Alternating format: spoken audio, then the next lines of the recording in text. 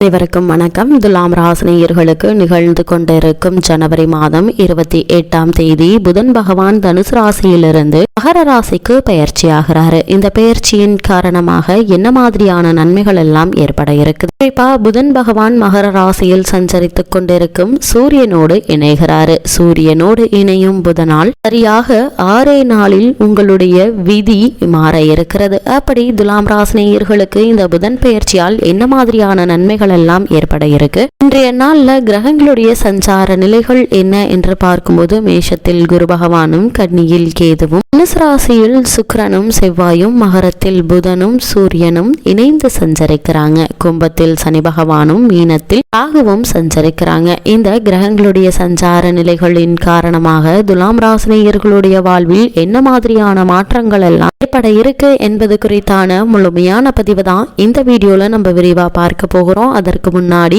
புதன் பகவானை பற்றி சற்று விரிவாக தெரிந்து கொள்வோம். பொன் கிடைத்தாலும் புதன் கிடைக்காது என்பார்கள். சூரியனுக்கு மிக அருகாமையில் இருக்கக்கூடிய மிகவும் ஒளி பொருந்திய புதன் வித்தைக்கு அதிபதியாக சொல்லப்படுகிறாரு. அறிவால் எதிரிகளை பந்தாடும் வீரியத்தையும் தருகிறாரு. மிதுனமும் கன்னியும் அவரது ராசிகள். நட்பை கொண்டாடுபவர் என்பதால் காலச்சக்கரத்தின் 3 மற்றும் 6ஆம் இடம் புதனுக்கு தரப்பட்டது. ஒரு ஜாதகத்தில் புதன் நல்ல அமைப்பில் இருந்தால் கல்வி கல்லாமல் பாகம் புகட்டும் அளவிற்கு, அதாவது அவரிடமிருந்துதான் மற்றவர்கள் படிப்பார்கள் என்ற அளவிற்கு அத்தனை நுட்ப அறிவை புதன் கொடுப்பாரு. புதனுடைய வலுவை புரிந்து கொண்டால் நாம் நம்முடைய விருப்பத்திற்கு ஏற்ப நம்மளுடைய வாழ்வையும் வைத்துக் கொள்ளும் வழியும் நமக்கு கிடைக்கும். புதன் அறிவு சுடர் தருபவர். அதாவது நம்மளுடைய ஒவ்வொருவருடைய வாழ்விலும் படிப்பு ஸ்தானம் என்பது 2ஆம் பாவம். இந்த 2ஆம் பாவம் என்பது ஆரம்ப கல்வியை குறிக்கும். 4ஆம் பாவம் உயர்கல்வியை குறிப்பது. 5ஆம் பாவம் மேல் கல்வியையும், 9ஆம் பாவம் ஆராய்ச்சி படிப்புகளையும் குறிப்பது.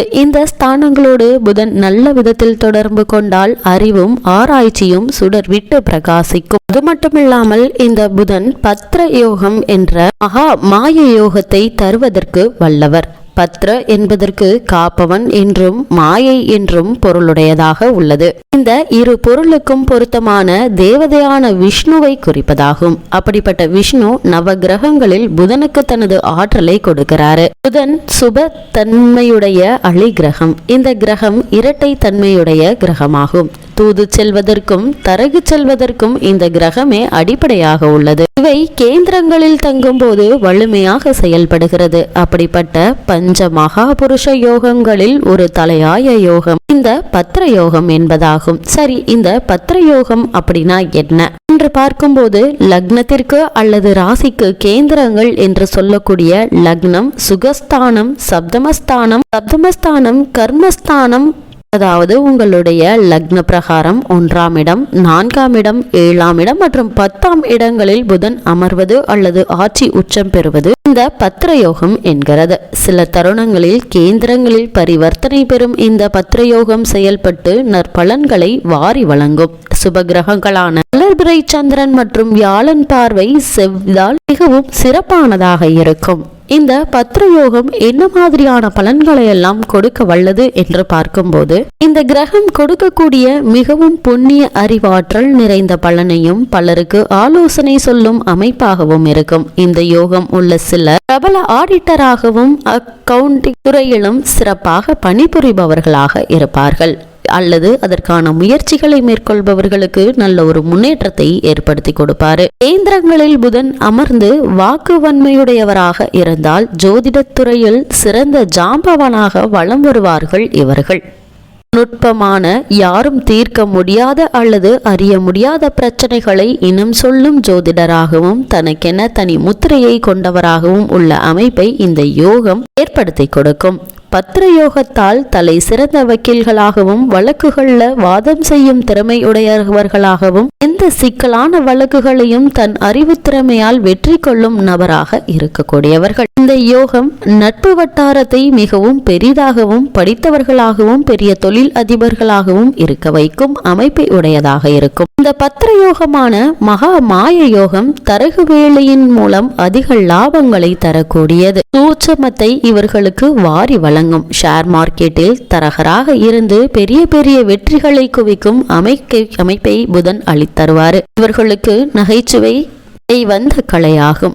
இங்கு அச்சுத்துறை, ஊடகத்துறை மற்றும் தகவல் தொழில்நுட்பத்துறையிலும் பணி செய்யும் வாய்ப்புகள் அதிகரிக்கும். அதற்கான முயற்சிகளை மேற்கொள்பவர்களுக்கும் கூட நல்ல ஒரு முன்னேற்றத்தை ஏற்படுத்தக்கூடிய ஒரு யோகமாக இந்த யோகம் அமைகிறது. கணிதத்தில் கை தேர்ந்தவர்களாக உள்ள அமைப்பு இந்த பத்திர யோகத்திற்கு உண்டு. எழுத்துத்துறையில் தனக்கென்ன முத்திரைகளை பதிப்பவர்களும் இந்த பத்திர யோகம் உள்ளவர்களாகவே விளங்கக்கூடியவர்கள். இவ்வளவு மேன்மை பொருந்திய புதனுக்குரியவை என்ன என்று பார்க்கும்போது, புதனுக்குரிய தானியம் பச்சை பயிறு, அலர் வெண்காந்தல், ஆயில்யம், கேட்டை, ரேவதி ஆகிய 3 நட்சத்திரங்களும் புதனுக்குரியவை. சுப கிரகங்கள்ல ஒன்றான புதன் ஆணும் பெண்ணும் அற்ற வெளித்தன்மை உடைய கிரகம். புதனுக்குரிய நிறம் பச்சை. உடலில் அங்கங்களில் கழுத்து பகுதியை குறிப்பது புதன். உலோகங்களில் பித்தளையையும், மொழிகளில் தமிழையும், கலைகளில் கணிதம், சிற்பம், ஜோதிடம் போன்றவை புதனுக்குரியவை.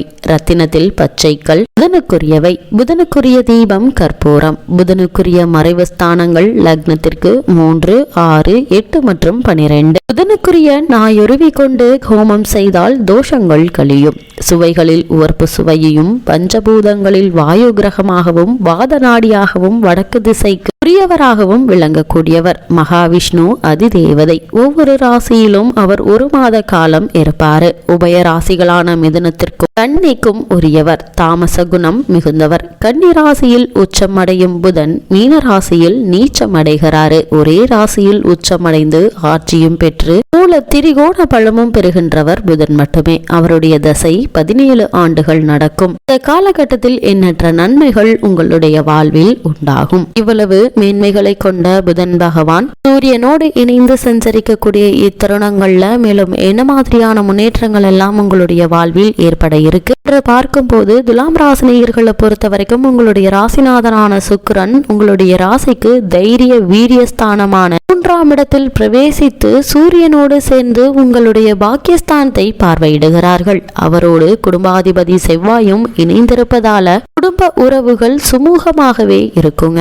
எந்த ஒரு பிரச்சனைகளோ வீண் வாக்குவாதங்களோ ஏற்படுவதற்கான வாய்ப்புகள் இல்லை. அதோடு குரு உங்களுடைய ராசியை பார்வையிடுவதும் சிறப்பு வாய்ந்த ஒரு கிரக சஞ்சாரம் ராசினியர்களுக்கு அமைஞ்சிருக்குது. 6ஆம் இடத்தில் இருக்கும் ராகு உங்களுடைய மனோரதத்தை நிறைவேற்றி வைக்குங்க. உங்களுடைய எண்ணங்கள் அனைத்துமே நிறைவேற இருக்கு. கலைஞர்களுக்கு நல்ல வாய்ப்புகள் உண்டுங்க. இவ்வளவு காலமாக உங்களுக்கு மறுக்கப்பட்டு வந்த பல வாய்ப்புகள் உங்களை தேடி வரக்கூடிய ஒரு தருணமா இந்த புதன் பயிற்சி அமைய இருக்குது.